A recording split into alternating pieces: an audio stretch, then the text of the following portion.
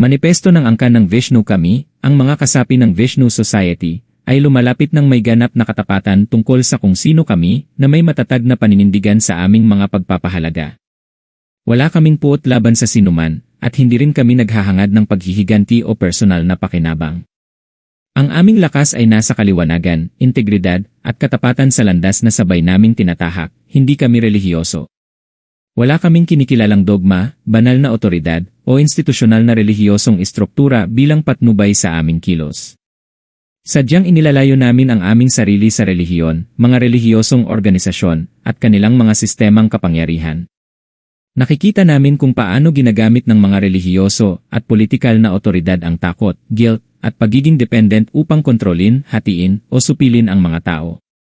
Ang Vishnu Society ay hindi nagpapadala sa ganitong mekanismo. Ang aming mga kilos ay pinapatnubayan lamang ng katwiran, habag, at matatag na etika, malaya sa ritual, pananampalataya, o dogma. Kami ay independyente sa politika at anumang bansa.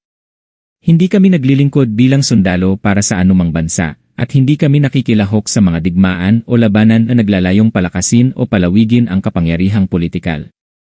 Ang aming kasanayan at kakayahan ay ginagamit lamang sa pagtatanggol sa aming sarili, sa aming komunidad, at sa mga iginagalang ang katarungan at sangkatauhan sa oras ng tunay na panganib. Naniniwala kami na ang mundo, ang mga ekosistema nito, at lahat ng buhay ay dapat igalang at pangalagaan, kaya't tinatanggihan namin ang anumang labanan na isinasagawa para sa kasakiman, kapangyarihan, o pampulitikang layunin. Nakikita namin kung paano ginagamit ng makapangyarihang puwersa, relihiyoso man o politikal, ang takot upang alipinin ang tao, sa pamamagitan ng kahirapan, pagbabanta ng digmaan, sakit, at panlipunang pagkakahiwalay. Ang mga pamamaraan na ito ay naglalayong supilin ang malayang kalooban. Tinatanggihan ng Vishnu Society ang ganitong uri ng indoktrinasyon. Hindi kami yumuyuko sa banta, manipulasyon, o walang laman na pangako. Dahil dito, madalas kaming hindi pinapansin ng tinatawag na mataas na otoridad, dahil kami ay independyente, hindi mapipilit, at sa makatuwid ay banta sa kanilang kapangyarihan. Sa loob ng aming samahan, pinananatili at pinoprotektahan ang paninindigang ito. Sa pamumuno ng aming Guru Besar, si Lankar Ida Bagus, ang samahan ay pinamumunuan ng may karunungan, disiplina, at pagtitiis. Ang Guru Besar ay hindi pinuno, kundi isang tagapayo at tagapangalaga ng tradisyon, kaalaman, at integridad. Nagbibigay siya ng gabay nang hindi nilalabag ang kalayaan ng bawat isa, at tiniyak na ang bawat kasapi ay kumikilos ayon sa aming mga prinsipyo, katapatan, karunungan, habag, at katatagan. Ang aming misyon ay lampas sa relihiyon, politika, at kapangyarihan. Nilalayo naming pahalagahan muli ang kultura, kasaysayan, at sangkatauhan, na malalim ang ugat sa lipunan at hinubog ng maraming henerasyon. Ang aming mga kilos ay hindi agresyon, kundi responsibilidad. Kami ay kumikilos upang magpagaling, magtanggol, at magpanatili. Kung saan ang iba ay sumusunod sa takot, kami ay sumusunod sa pag-unawa. Kung saan ang iba ay gumigiba, kami ay nagtatayo. Kung saan ang iba ay nagtatago, kami ay nagbubunyag ng katotohanan. Ang Vishnu Society ay kumakatawan sa katapatan ng walang pagpapanggap, sa kilos ng walang lihim na layunin.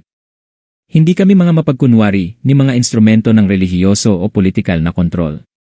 Naniniwala kami na ang tunay na kalayaan ay hindi lamang pagtakas mula sa pisikal na tanikala, kundi ang pagbabasag sa lason na iniwan ng indoktrinasyon, dogma, at pampulitikang pamimilit sa isip.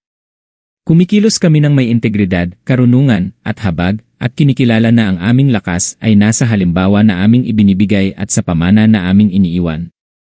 Sa isang mundo kung saan ang relihiyoso at politikal na kapangyarihan ay nagpapalaganap ng takot, manipulasyon, at pagkakawatak-watak, nananatiling tahimik at matatag ang Vishnu Society. Hindi kami gumagawa ng malalakas na pahayag, ngunit ang aming pag-iral ay isang permanenteng patotoo na ang dignidad ng tao, panloob na kalayaan, at kamalayan ang pundasyon ng isang lipunang hindi yumuyuko sa kawalang katarungan. Kami ang mga tagapangalaga ng kaalaman, mga tagaprotekta ng katotohanan, at simbolo ng katatagan sa panahon kung kailan ang kalayaan ay patuloy na sinusubok. Ito ang aming pahayag, manifesto, at pangako, manatiling tapat sa kung sino kami, sa mga pagpapahalaga na humuhubog sa amin, at sa responsibilidad na aming tinatanggap para sa isa't isa, para sa aming lipunan, at para sa pamana ng karunungang pantao, malaya mula sa relihiyosong pamimilit, politikal na manipulasyon, digmaan, o anumang anyo ng panlabas na kontrol. Salamat sa pakikinig.